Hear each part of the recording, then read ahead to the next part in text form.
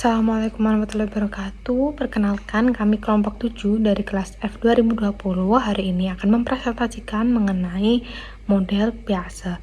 Adapun anggota dari kelompok kami adalah Adinda Krisnawati dengan NIM 286, Faradila Fasya dengan NIM 310, Takia Saidah Gria dengan NIM 317, Dafar Mamputra dengan NIM 327, dan Bernaldo Nur Hakim dengan NIM 333. Model kognitif Piaget. Model Piaget atau bisa disebut juga model kognitif. Jean Piaget mencetuskan teori perkembangan kognitif, di mana menurutnya kecerdasan akan senantiasa berganti selama anak-anak berkembang. Perkembangan kognitif tidak hanya tentang pengetahuan umum, namun juga konstruk mental. Asumsi awal Piaget mengenai kecerdasan anak. Kecerdasan anak berbeda dengan orang dewasa dalam kualitasnya. Anak-anak bernalar dengan cara yang berbeda dari orang dewasa dan melihat dunia dalam pandangan yang berbeda. Anak-anak secara aktif membangun pengetahuannya. Selama proses perkembangan dalam anak-anak, mereka mempelajari banyak hal sehingga hal tersebut akan secara aktif membangun pengetahuannya tentang dunia. Yang ketiga, melihat segala hal dalam perspektif anak adalah cara paling baik untuk memahami penalaran mereka. Konsep perkembangan kognitif Piaget. Ada 3 macam konsep, yaitu pertama skema. Skema yaitu konsep atau kerangka yang sudah ada di dalam pikiran individu yang dipakai untuk mengorganisasikan dan menginterpretasikan informasi. Yang kedua ada adaptasi. Adaptasi adalah proses bertambahnya pengalaman yang disebabkan oleh interaksi seseorang dengan lingkungannya. Yang ketiga ada asimilasi. Proses ketika anak memasukkan informasi atau pengetahuan baru ke dalam pengetahuan yang sudah ada sebelumnya. Oke, kemudian konsep selanjutnya adalah akomodasi. Akomodasi merupakan bentuk penyesuaian diri seorang anak dengan keinginan yang ada untuk hidupnya. Anak selalu berupaya untuk mengubah lingkungan di luar dirinya agar bisa menjadi seperti apa yang diinginkannya. Anak sadar bahwa keinginan di luar dirinya tidak akan terpenuhi sebelum anak tersebut berhasil merubah lingkungan di luar dirinya sesuai dengan apa yang diinginkannya. Oleh karena itu, anak akan memfungsikan daya imajinasi, inisiatif, maupun intelektualnya untuk berpikir memecahkan masalah. Kemudian konsep selanjutnya adalah keseimbangan. Keseimbangan di sini merupakan suatu proses penyeimbangan antara keinginan dan tuntutan yang ada di luar diri seorang anak. Anak akan mengalami ketidakseimbangan kognitif dan merasa kurang nyaman ketika proses akomodasi dan asimilasi ini berlangsung. Hal ini kemudian nantinya menjadi motor bagi anak untuk menyesuaikan diri agar terjadi keseimbangan dalam dirinya dengan tuntutan yang ada di luar dirinya. Dan yang terakhir, konsep organisasi. Konsep organisasi yang dimaksud di sini adalah penggabungan beberapa ide tentang sesuatu ke dalam cara berpikir yang diterima oleh akal seorang anak. Hal ini hanya bisa dilakukan dengan menggabungkan asimilasi serta akomodasi. Kemudian di sini ada diagram mengenai asimilasi, akomodasi atau keseimbangan yang bisa disebut juga sebagai ekuilibrasi. Seperti yang telah dijelaskan sebelumnya, asimilasi terjadi dengan menggunakan skema yang telah ada seperti ilmu pengetahuan seperti itu untuk menangani objek atau situasi yang baru. Kemudian akomodasi terjadi apabila skema yang telah ada berupa pengetahuan tersebut tidak berlaku dan perlu digantikan oleh hal baru dalam menangani objek atau situasi baru.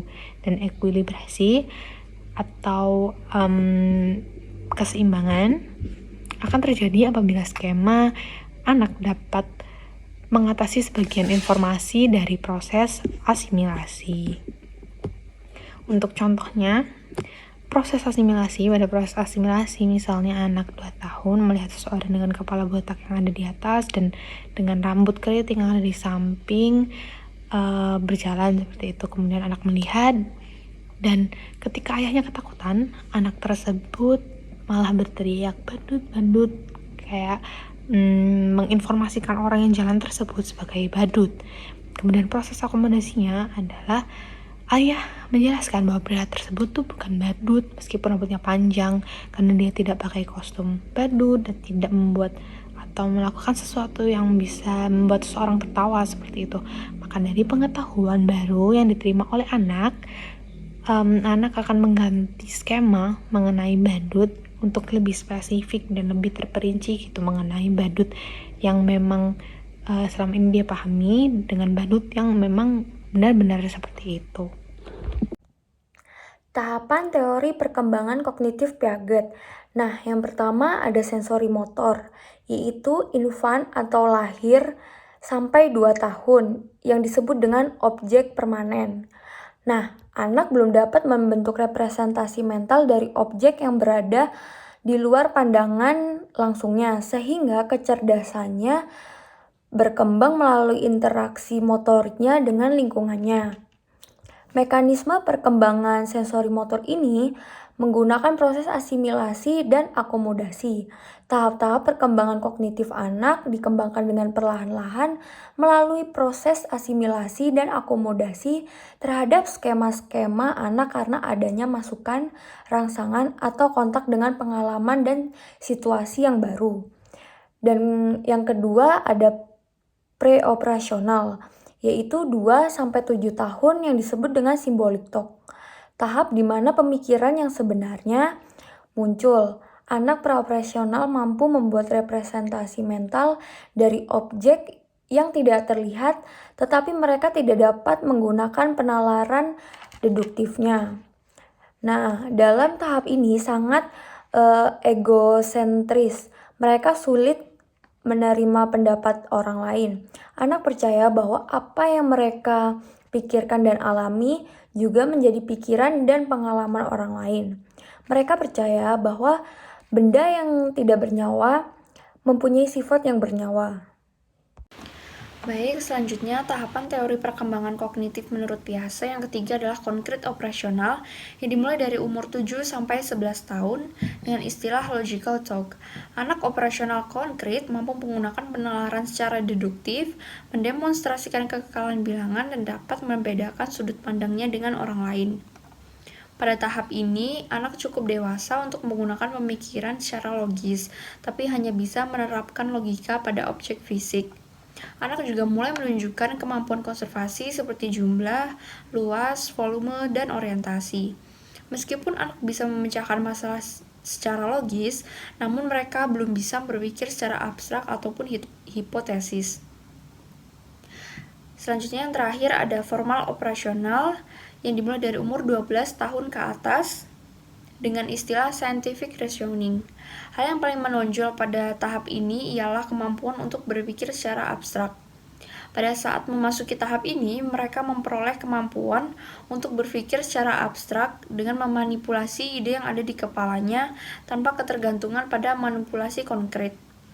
Anak juga bisa melakukan perhitungan matematis, berpikir kreatif, menggunakan penalaran abstrak, dan membayangkan hasil dari tindakan tertentu.